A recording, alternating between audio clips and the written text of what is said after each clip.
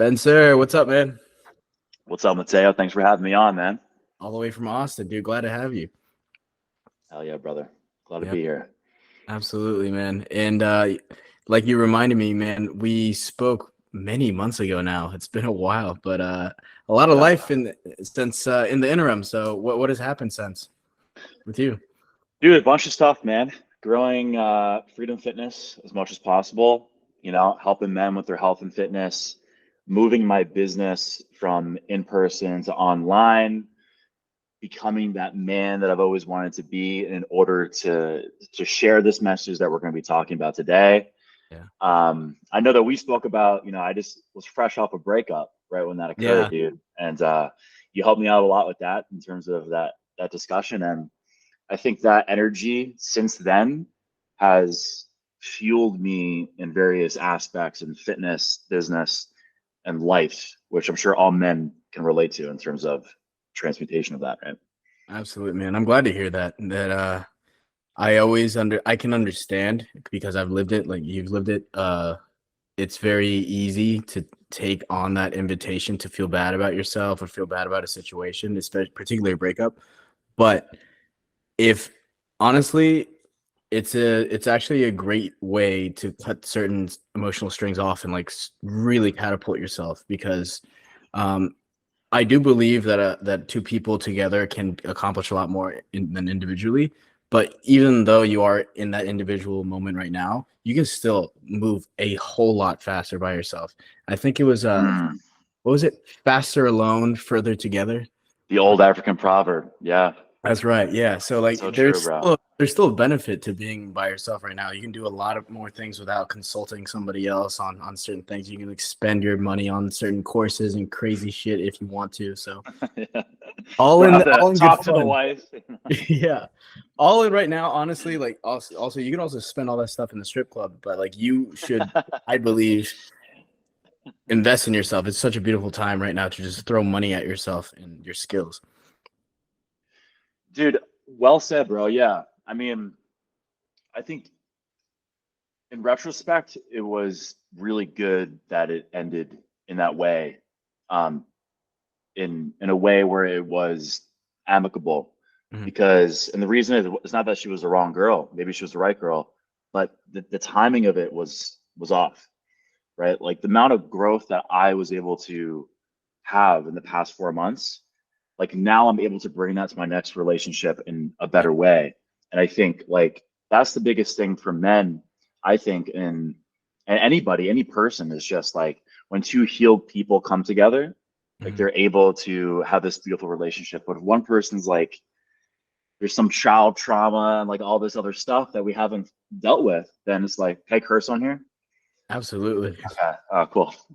We haven't, I don't know if it was like CNN or No, something. no, please do, man. Please, Chris. Fuck yeah, dude. So, any working through any of the fucking baggage, then we can bring ourselves, to the next relationship in a better way. So, I think this time alone, I joined Tribe. I met you. I met the other guys. Yeah. I think it's it was meant to be this way in terms of the journey and the story. Absolutely, man. Growing pains. I think you said a really key word there, like with an amicable breakup, Yeah, particularly, which was the same case as mine, where we just both looked at each other, and we had gone through like similar phases before where we like talked about breaking up, and we just like muscled through it. But like this time, it was just the end of the road. So it was just an amicable breakup. No one hurt anybody else. So with that, I believe that it is a particularly mature thing to thank the other person and not look back. I 100%. haven't talked to her in almost a year now. So and Yeah, we were engaged, right? So like that took a lot of like uh insistence to not reopen that road, not to go on that road. But I think as definitely. you said, in an amicable thing, as long as no one hurt anybody, you should be thanking that person and that time, like because they've got you to where you are. And I know like a lot of guys don't want to like give themselves flowers, but like you also impacted her in her life in a significant way. So like you both helped each other out in an amicable breakup. You should both like maybe not say it to their face or write it, but like in your conscious, say thank you. Thank you for that time. I am where I am now because of you, and I think you may have learned something from me. So Dude, beautifully said, bro. You should have like a podcast or something, bro. yeah, dog. You speak so well, dude. Thanks, dude. Yeah, really well said, man. Really well said. I couldn't have said better myself. That's I did the self-development seminar to kind of try to overcome it because it was something that I was holding on to for quite a while. Yeah. And we did something very similar to what you just described, where it's called the cord cutting ceremony. You ever hear something like this? No. This beautiful meditation. It just takes 10, 15 minutes, and anybody listening to this can do it. If there's somebody in your life that might even still be in your life, it doesn't have to be somebody that is physically out of your life, but the whole point of it is to cut off ties energetically, any negative ties. Mm. Yeah, and this could be your parent, which is a tough fucking thing to do, Yeah. and part of that ceremony is you're in a meditation. You obviously you're present. You go through your chakras. You open up your crown chakra. You have a light that comes, and I'm kind of cliff noting this. Yeah. You have a you have a light that comes from the heavens, dude, through your crown chakra. So you're connected to the masculine, the heaven, Mm-hmm. and then you have a cord that comes through your sacral chakra, the bottom, Yeah. near your ass. It goes through goes through to the center of the earth, which is connecting to the feminine, Mother Earth. Okay. So from this connected point of view, you get super present, you let go, and then what you do is it's so powerful, bro, because I was in a room of 500 people doing this. 500 people doing this. It was beautiful because people were crying, people were screaming, because people are letting go of people and energies that they've been holding on to for so long. Yeah.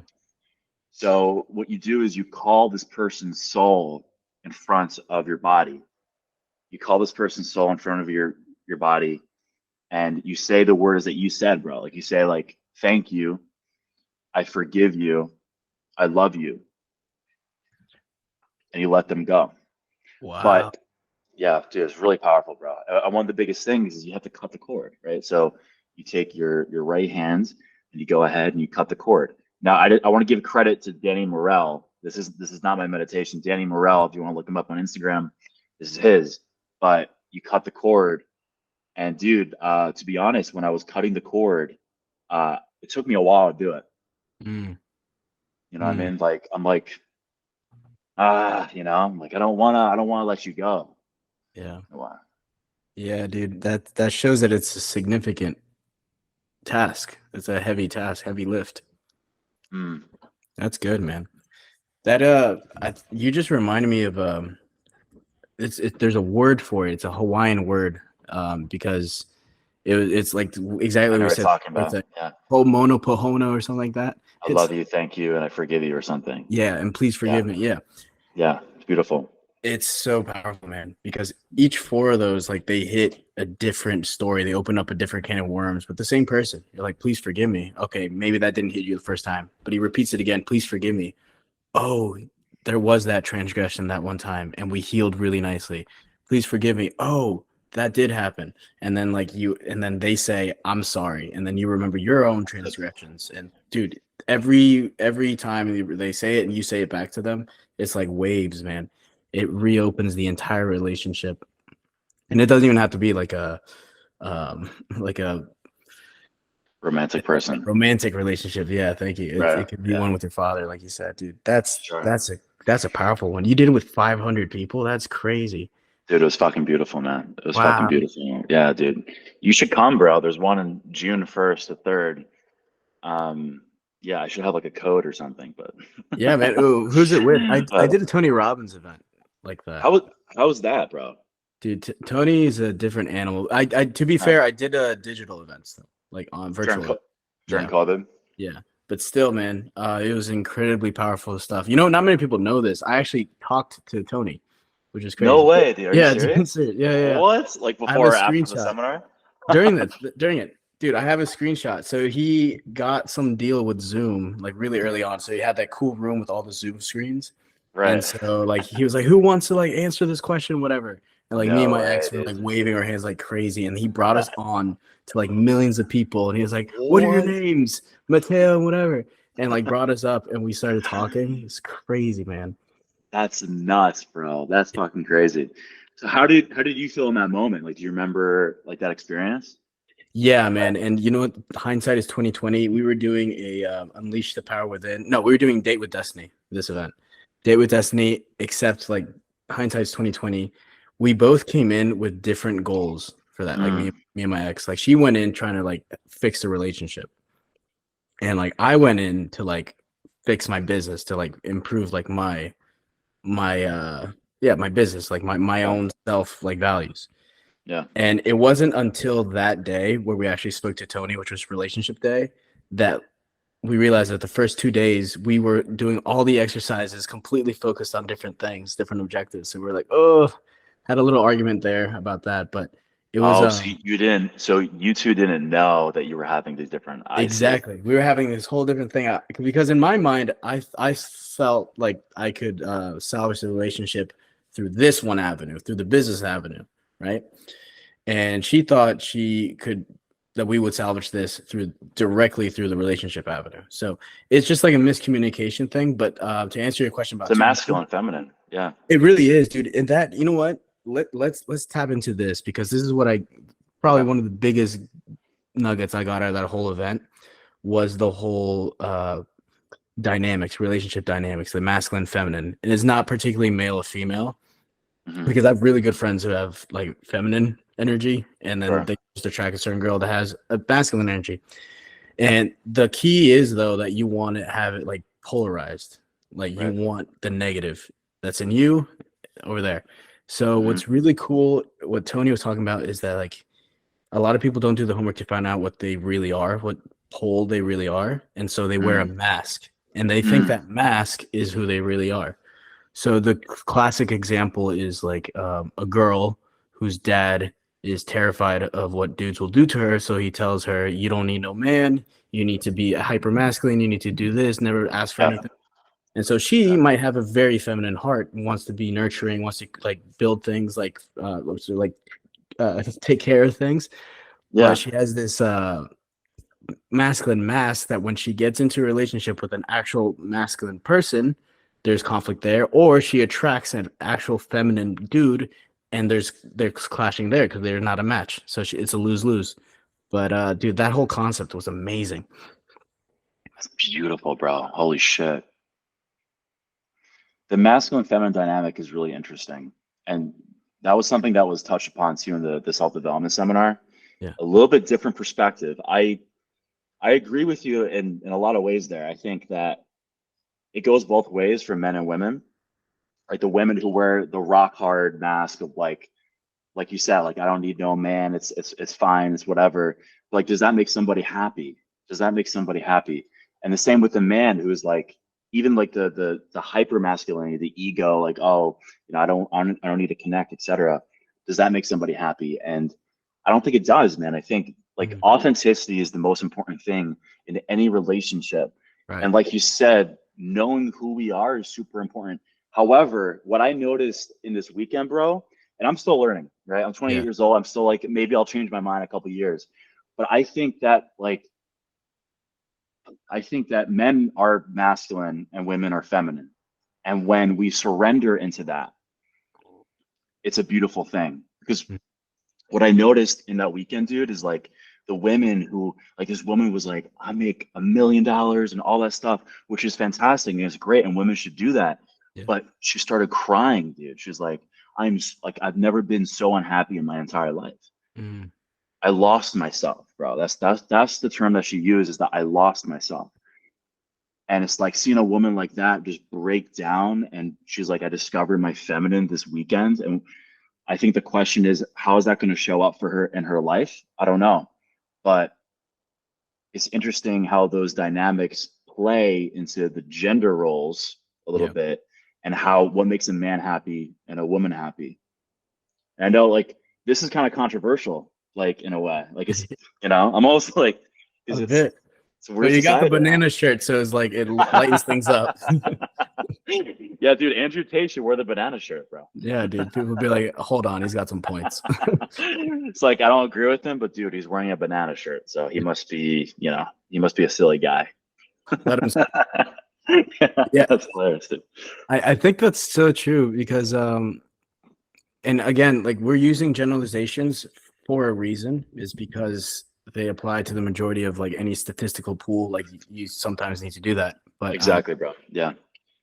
with this particular case with that woman, what I assume, I don't know, but what I would assume, because I have like an avatar of her and I'm connecting her with other women I know around her age, Mm, is what I found that I think could possibly help if I use this mask theory is she would probably be very happy or at least relaxed if she could find a guy who has very strong masculine boundaries, let's say, or lines, and she can be freely feminine within those bounds. She just wants to let mm, go, just like right. be herself, knowing that if like the exterior world or the exterior threat, whatever, is like guarded by this guy, right? So she Mm, doesn't have to put up the guards herself, so she can be freely relaxed. mm, Because, and I don't blame modern women, dude. Modern women have it really, really tough because there is an invitation for young men to just be emotional wrecks and not even look at themselves and not understand, not even pursue what are quote unquote masculine objectives, which are discipline, like do hard shit even if you don't feel like it. So if you right. give a lot these generations of young men to just be basically feminine, effeminate, Simp. self-righteous, very selfish people, like hedonists, then I Mm, don't then of course as a woman you look at that, you're like, okay, I need to put up my guards. I need to like make for my own sure, bro. money. I need to make my own money. I need to like protect myself. I need to be hyper masculine because these dudes are super feminine. For sure, for sure. Yeah. Dude, and just to piggyback off that as well as like we can't like both sides, like again, I think the intent like there's victims on both sides. Yeah. The and what's really fucked up is women have to be on guard because our men are fucking up in a lot of ways. Yeah. Like our men are raping women like at an astonishing rate. It's fucking terrible. Like that should never Yeah. happen. And it's like it's a criminal act, and I think it's a symptom of a society where we don't have good men.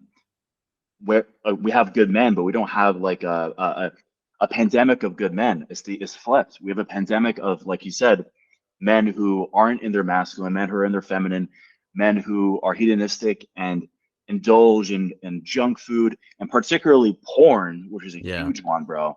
Porn Yeah. is huge.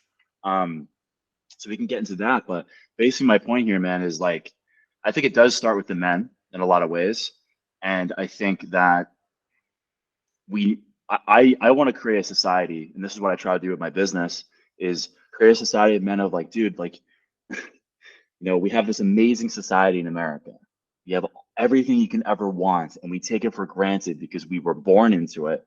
But Mhm. dude, like this is like heaven in so many aspects. You can go to Whole Foods and get any fruit or vegetable from any like part of the world, dude. Yeah. Like that's fucking crazy, dude. And like you can access porn that our ancestors haven't seen in hundred and millennia. So Yeah. I think we have access to all these things, and it's super important to live the Stoic philosophy Mhm. and intentionally put ourselves in situations like the gym or uncomfortable situations like asking a girl out in person, not just swiping on Tinder, because otherwise we see what happens when we don't. Depression rampant, dude. Porn Mhm. addiction. We always feel like shit after porn. I've never heard of a guy who was like, "Yeah, dude, like I'm glad, I'm so glad I watched porn, dude." Yeah. Like, I heard this one funny thing. It was like the notion that there's pre-nut confusion and post-nut clarity implies a mid-nut learning.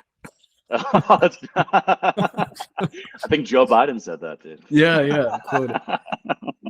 No, but dude, it's so Beautiful. scary. I love that.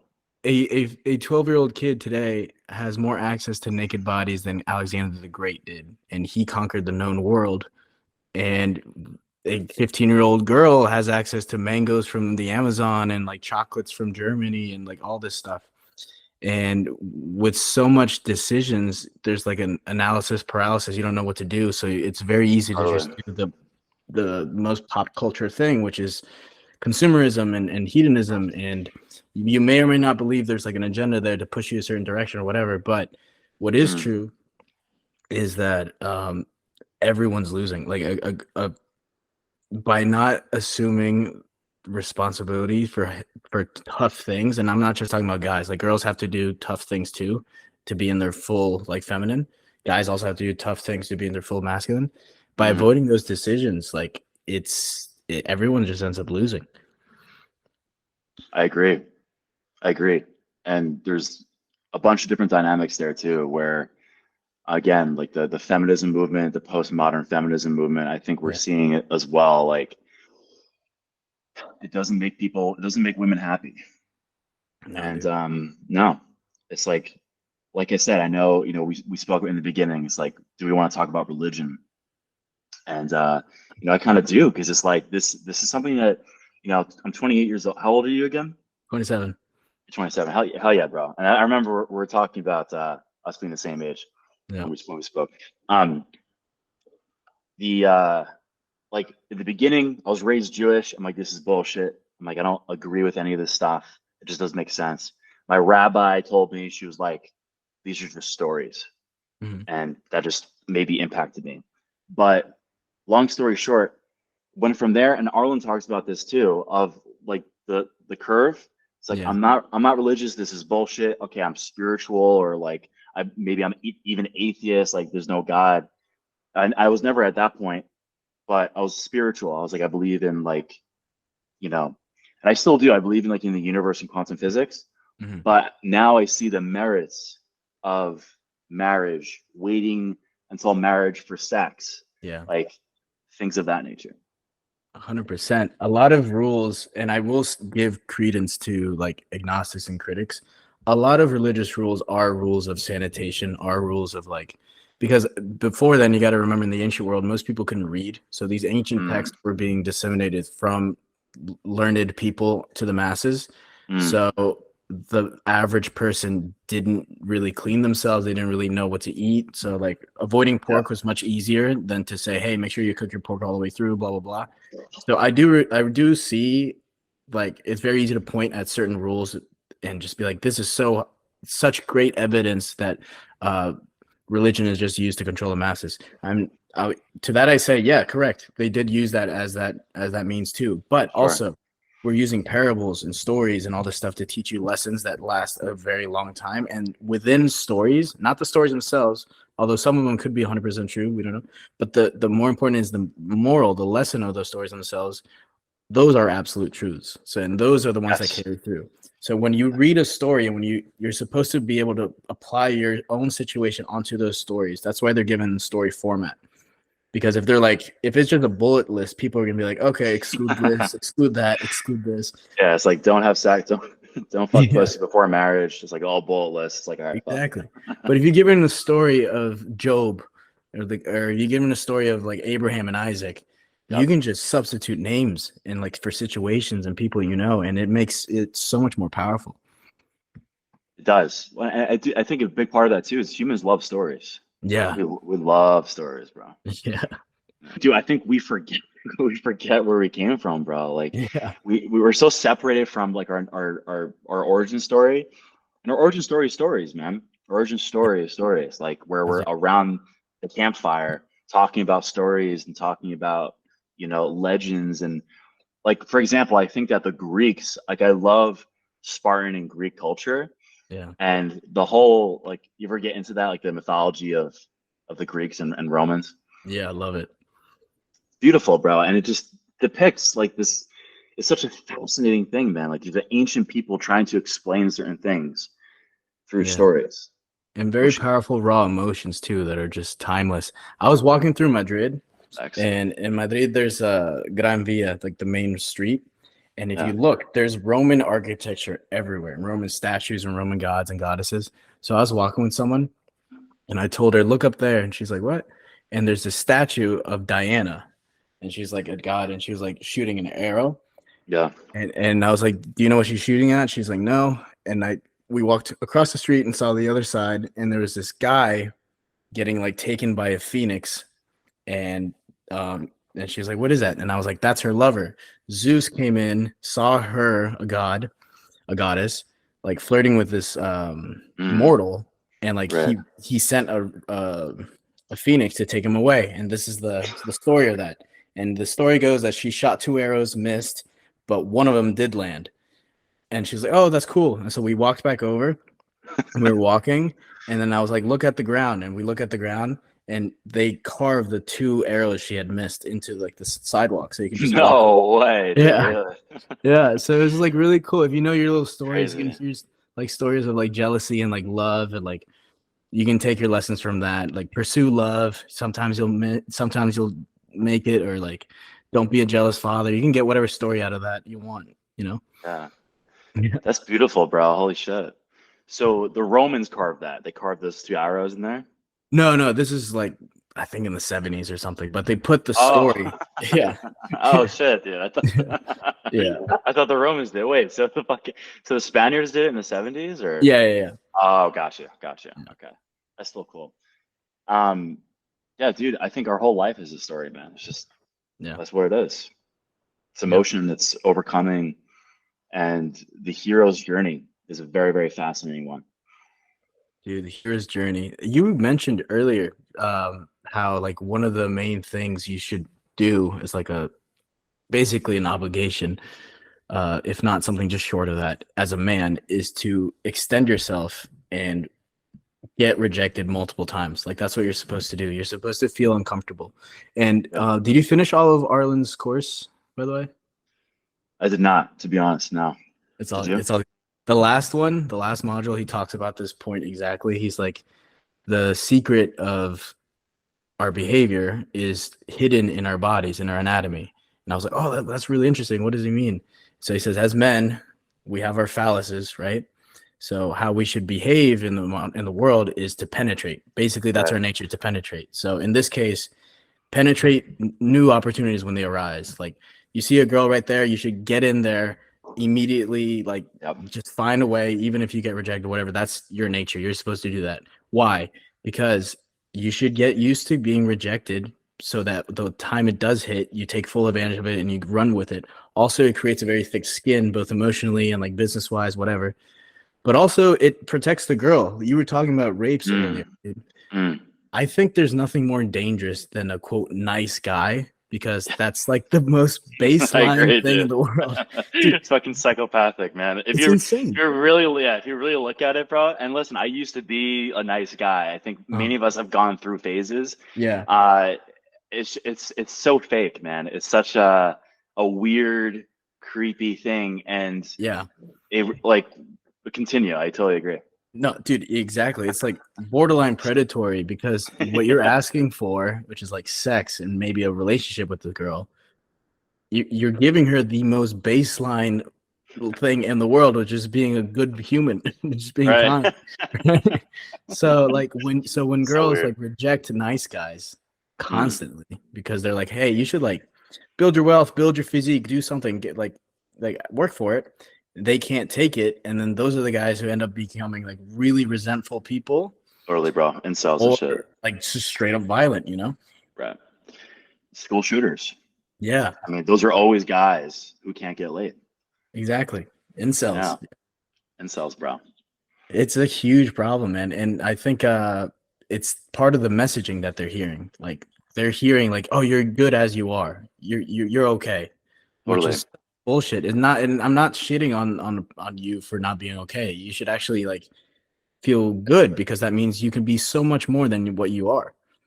If Totally, someone bro. told me, like, I feel like I'm doing pretty well, but if someone told me, "Hey, you're doing just fine how you are," I'd be like, "Fuck you. I can do so much more." What do you mean? Right, exactly. It's like tell them like I need you to push me, man. Fuck you. Yeah, 100%, man. Yeah. exactly.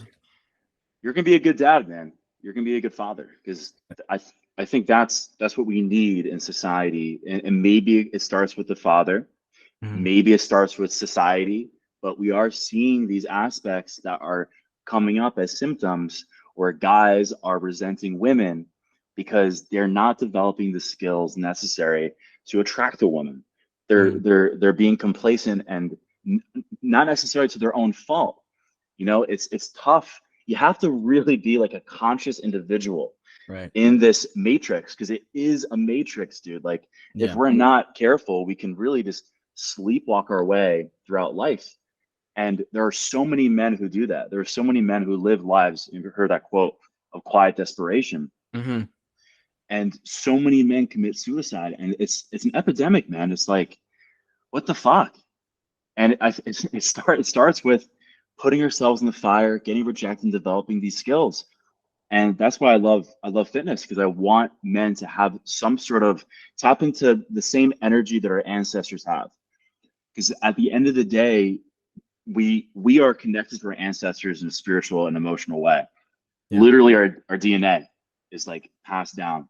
So unfortunately for me, that's why I might be anxious a lot, because I'm like, I have the Jewish fucking Holocaust DNA, dude. I'm like, dude, Yeah. you're The, you're these are good. your words, dude. These are your words. That's not mine. You're good. You got the Spanish conquistador I'm fucking trying. DNA. Who's gonna burn the boats? Yeah.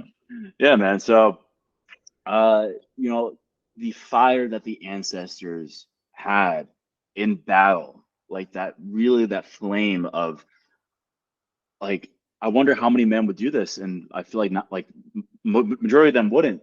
Is, would you die like for our country? I feel like now a lot of men wouldn't. But back in the day, it's like those 300 Spartans, dude. I know Mhm. it's cliche now, but I think that story is just so fucking powerful, where they literally knew they were going to die. Like, just imagine, like, I know that my death is here, but I need to do this for my family. I might not be remembered, but that's why I was remembered, you know? Yeah. Yeah. That whole value of self-sacrifice, Yeah. which ties in with self-responsibility, is being washed away. And one could argue it's being washed away just by like straight laziness, like whatever, and people not stepping up to the plate. But at this giant scale, one could argue that it's being done on purpose, like with a program. Like you said, it's a matrix where maybe it's not like a people are getting plugged into their central nervous system like in the movie, but a matrix just assumes that there's a programmer and there's a programming mechanism going on, and that people are just like cogs in a wheel, wheels in the cog or cogs in the machine. And so, Yeah, I got you. Cogs in the wheel. I guess it would be, yeah, cogs in the wheel. yeah. And Not so specific cog. with that, you have two options. You can either just go along with it. You have three options technically. You can Mhm. just go along with it and like being like willfully ignorant because you know what's going on, but you just have the cowardice to act. Or you could just be straight up ignorant on the programming on the matrix system, or you can know what's going on and resist and do something about it. Those are your three options. So yeah, Yeah. And me and you, dude, we're taking the fucking red pill, man. I'm trying, dude. Yeah. Yeah.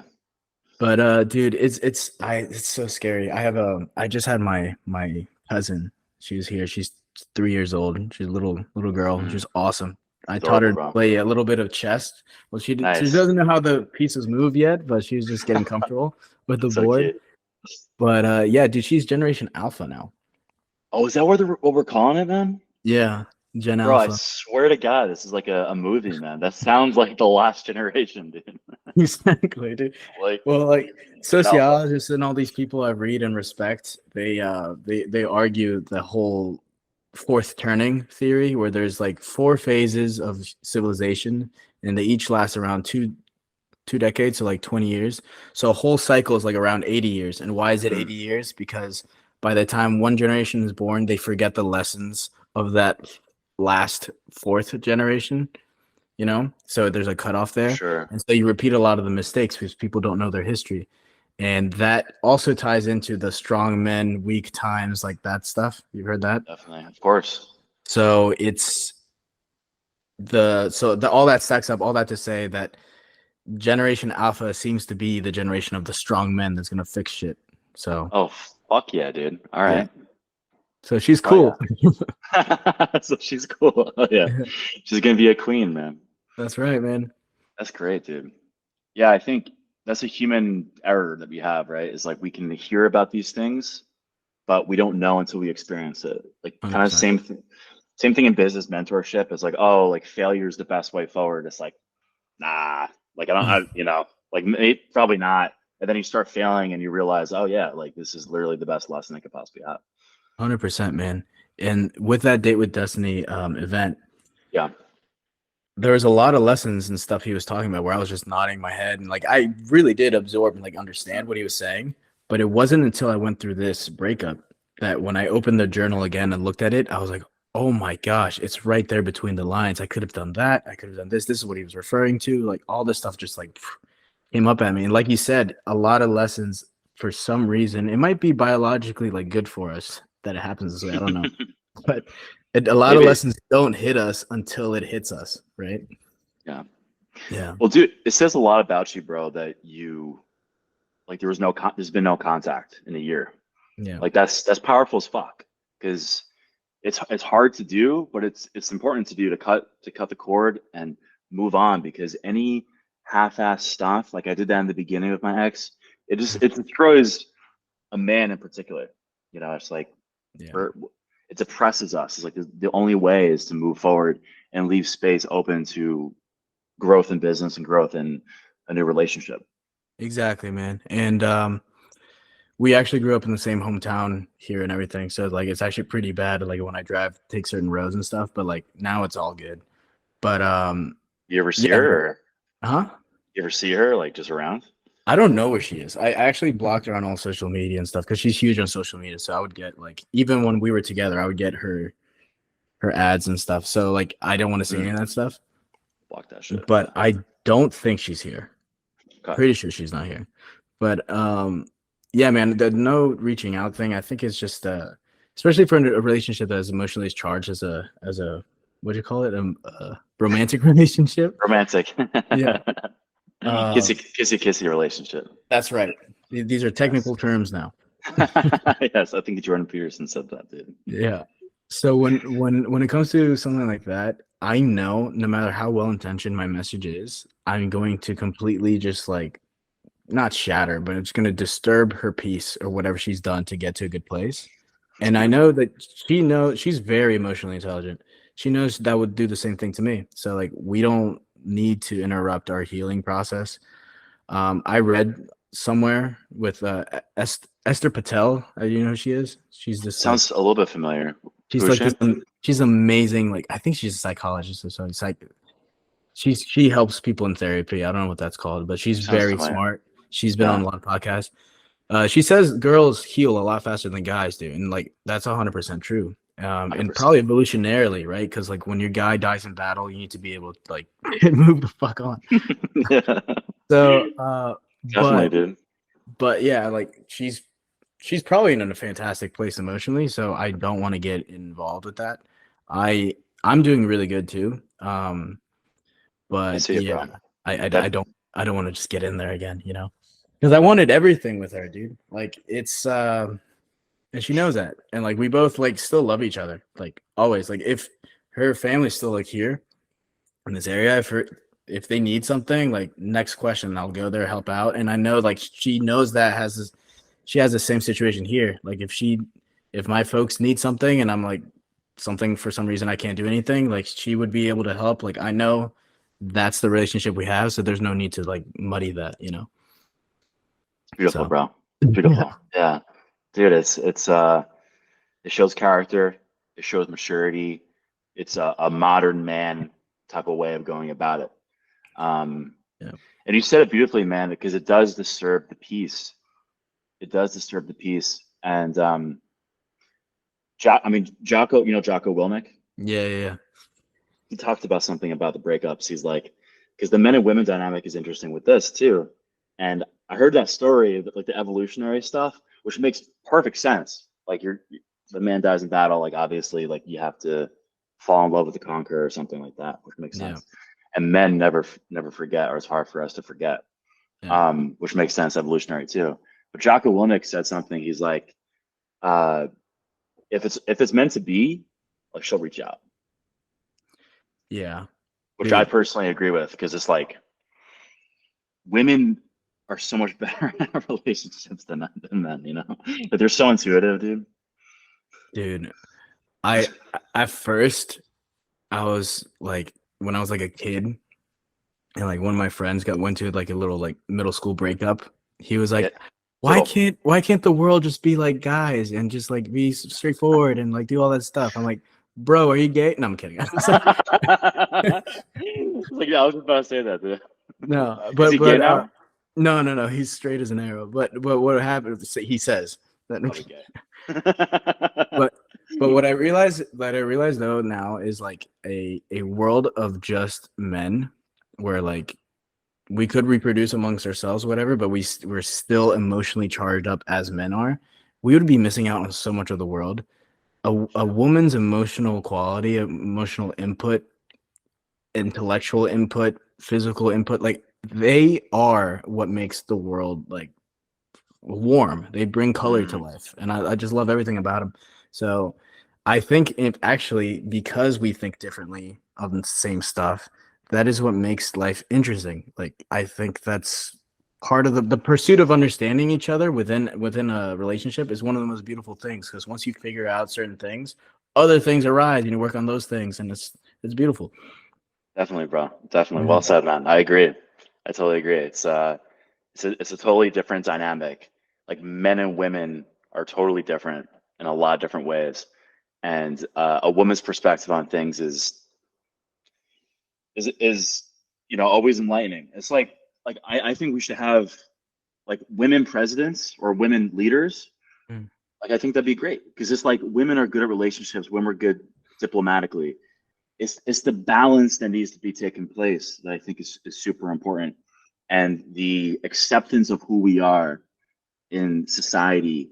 And I know like there's transgender people out there, but Mm. besides that, men wanting to be women and women wanting to be men, we see that it creates this weird dynamic. And it's like, no, a woman like in her feminine and really embracing who she is and being warm and being intuitive is like such a fucking beautiful fucking thing.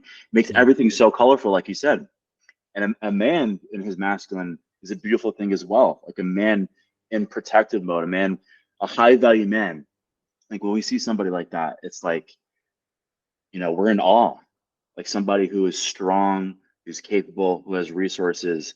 It's it's like that Giga Chad meme. Like we look up to this to the Giga Chad, dude. It's because we Mhm. know that there's a Giga Chad within all of us, That's right, dude. Put that in stone. man.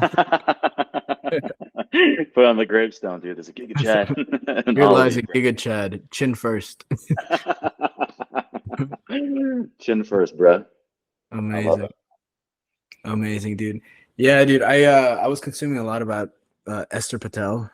She she's really smart. She was on a podcast, the School of Greatness. Sounds really Yeah, familiar. Yeah, I think I've listened she's to it. she's she's really good. She says that a lot of people like to complain about the double standard about like how girls want spontaneity, but they also want like security and all this stuff. Like, and it seems ironic and it is paradoxical, but I think that's precisely what makes life interesting. Is life is full of paradoxes, and Yeah, it's actually a good thing. My I'm not gonna call him out, but I have a family member who always brings up like John. You're talking life's about not John, right? life's not he always goes life's not fair for guys, life's not fair for guys. We always get like there's this double standard, and I told him, I was like, hey, didn't can you not consider that the double standard is good for both parties? Like if we were to go easy on guys like you're asking for, the quality the bar is already on the ground in modern speak and modern world speak, like the bar's on the ground for guys, right? But I'm just saying like emotionally and like morality wise, it still hasn't dropped. There's still like moral codes out there that are pretty high. Mm, If we want those to drop, then the women are going to suffer everywhere, and then guys are going to suffer too because a life that meaningless, that hedonistic, that easy is not a meaningful life. So rather than like bitch about these double standards, own up to your double standard, realize their double standard, and take it as a sign of like respect. Like, oh, I have to operate by different rules. That's cool. I need to work this hard. I need to do this stuff. My money needs to be here. My body needs to be like this. Because guess what? Her double standards might seem easy to you, but they're different. She needs to do this. She needs to do that. Facts, bro. Facts. And it's a double standard for a reason. And I don't think it's I think it's a cop out to bitch about it. Totally, man. You're a good. I know you don't want to mention the name, but you're a good whatever cousin or whatever family tie the person is to you, because that's exactly right. I totally agree. It's it's almost like there's like I always say. Well, Danny Morel says this. I'm about to like take all his shit, dude. I was about to say I always say this. That's totally not true. Danny Morel says this, dude. Where it's like you flip the tortilla, right? You flip the tortilla and you look at the other side of it. So anything, and we did this in Arlen's program, is like the what's it called? Like when you you have your negative experiences and then you kind of neutralize it, fear neutralization. So there's always the other side to things. So when he's complaining about this thing, it's like, dude, it can actually be an incredible thing. Like you said, that's exciting, dude. You can grow your value as a man by, increasing your body, increasing your wealth. It's like game time, baby. Let's fucking go. Yeah. And that, I think that's what it's about. And I think that's what raising like a strong son is about. It's like, hey, listen, we have to go and gather resources, become the best man that we can be, not just for yourself. And I think that's a really important thing there. It's like, no, I'm doing this for my future family, for my wife, and then for society. And that is a beautiful, beautiful thing, because in a world where we're all taking selfies and it's all about ourselves, and the fitness industry is tough to get away from that sometimes, but if we combine the fitness industry and just the self-development industry and stuff like that to society as a whole, I think we can all benefit in a lot of ways. That's really well said. And maybe we can dive back into religion on that point, because a lot of religions have a period of self-denial, like Ramadan or like Lent. And it's precisely to practice that. Like, my life is not mine. It's in the creation of helping others. Like, I am going to be a family man. I need to provide for others. I'm going to be a solid community member. I need to provide for others. And maybe there's a fitness practice that's kind of similar. Maybe I know in CrossFit there's like the Murph, right? The Murph, where like, I forget what was his name, but his last name was Murphy. Yeah, for the army guy. It was like in solidarity with him, right? Yeah, in solidarity with him who passed away, and like everyone does it. Like, and it just sucks, but you're doing it in memory of something and in service of something or someone. Maybe there could be a giant push for a Murph everywhere in every gym, or like some kind of culture like that. That'd be pretty cool. I agree, man. I agree.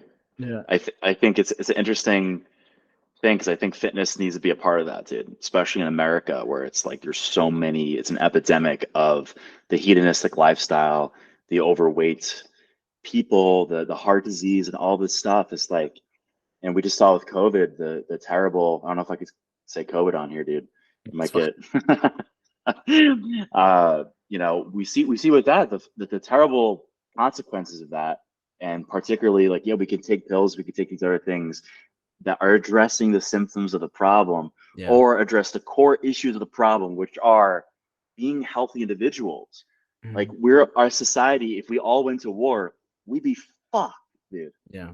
And we happen, and speaking of that, like, the army doesn't accept a lot of people because of that. Like, it's become an epidemic. But I think the deeper thing is the religion and spirituality, where these things are symptoms of a deeper spiritual disconnection that we have with ourselves and our community.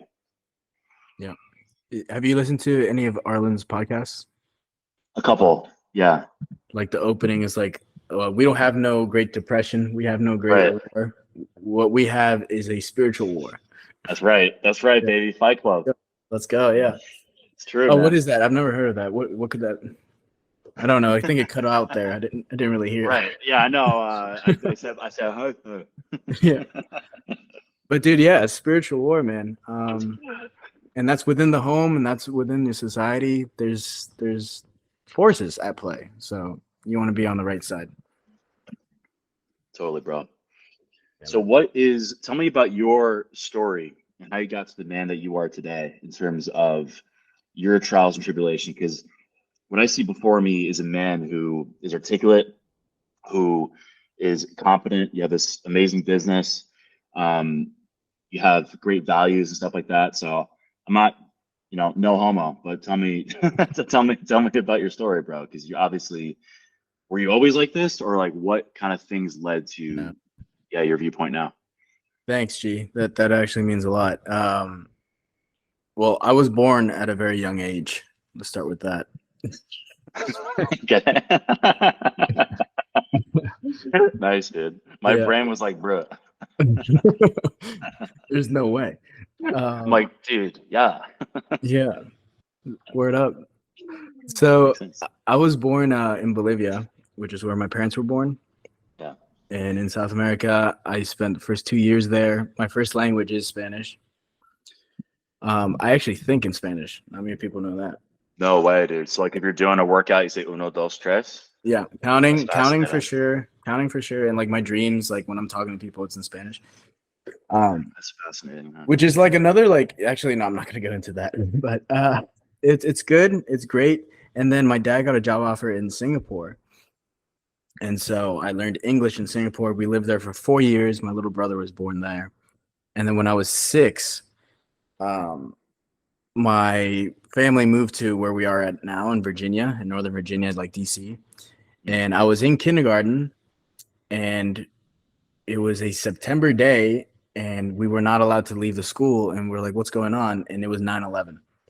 Oh fuck. Yeah. And we were I just remember that there for too. like 2 months or something deep into school or whatever it was. Like that was like my first like 3 months in the country. And my classmates' parents, some of them were in the Pentagon when it got hit. Oh fuck. Getting freaked out. My ex's dad was actually in the Pentagon when he got hit. That's crazy. Crazy. And so with that, like I love the States. I wanted to actually work for the